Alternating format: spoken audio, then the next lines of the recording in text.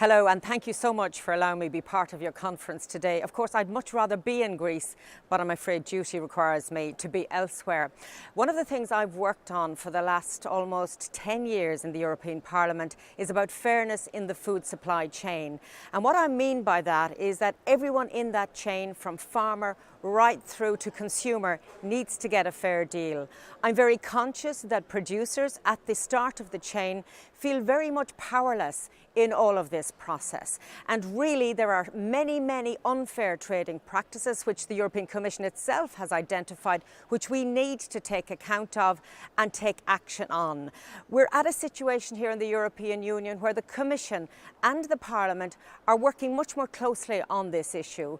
We're expecting a report to go through the Parliament which will call for action by the Commission to tackle unfair trading practices. I come to this not just because I understand agriculture, but because I'm a consumer and I want a sustainable supply of food right through into the future for the next generation and beyond. If we continue to put relentless pressure on farmers, which grinds them down and makes it difficult for farming to survive, then we have real problems as consumers.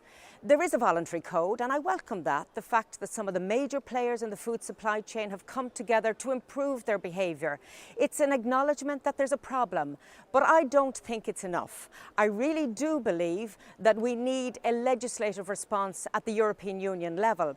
And remember that some 16 member states have legislation on this issue now, so there is a recognition of a problem. And I know that for Greek farmers, this is a big issue.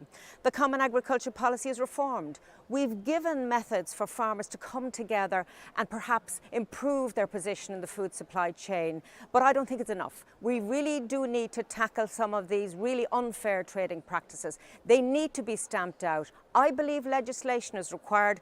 I'll need political support to deliver on that, but rest assured that there are many members of the European Parliament, myself included, and I've led this debate, who are fighting for the concerns of producers, not just in my own member state, but across the European Union.